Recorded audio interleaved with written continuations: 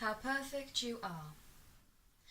A staggering achievement of skyscraping, degrading the condemned buildings, with bundles of rag and cloth at the foot of each, that move, that breathe, even sneeze when it rains. How perfect you are. A great achievement of the modern world, or so we're taught to say. And councillors and politicians drill and bolt in spikes and slanted edges into every nook and cranny, safe, flat space. To keep birds at bay, and men and women treated as pests and vermin receive the same hard-line treatment. But they, not a welcome part of society, but expected to behave as such, can't just up and fly away. But still, we build in fixtures in our public space, an advert warning loud and clear that they should just go away. But where can empty pockets rest? In shops that ask for cold hard cash, hotels that ask for legal tender, and no one wants the dirt or smell, so just return to sender.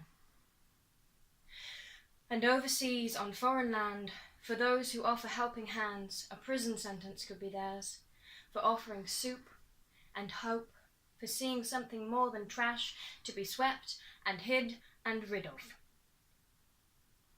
And in the shelters, turns are took, for warmth, for safe space for sleep, for safe space for thought, for the chance for one night not to be burnt or kicked or spat on.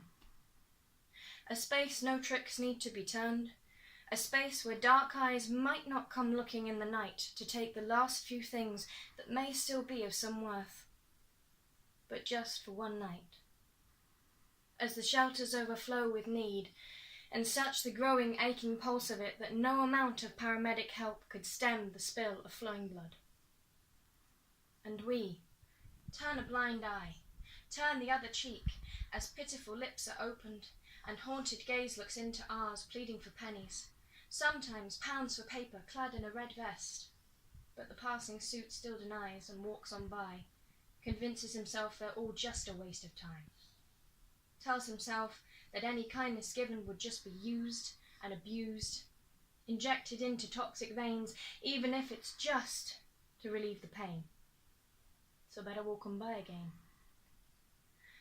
And I sit and watch as another bundle of rag and cloth comes to life, as bobbies on the beat bundle over and move on our social rubbish.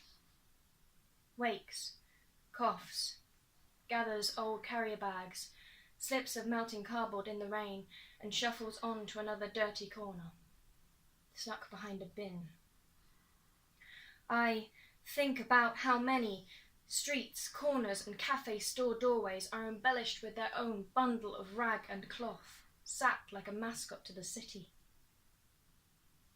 Huddled, lonely, cold, emptying out a fragment of their soul every time they're told to go, every time they're told to move on, you can see another shred of dignity fall away, seeping out of their shadow to leave a stain on the pavement behind them.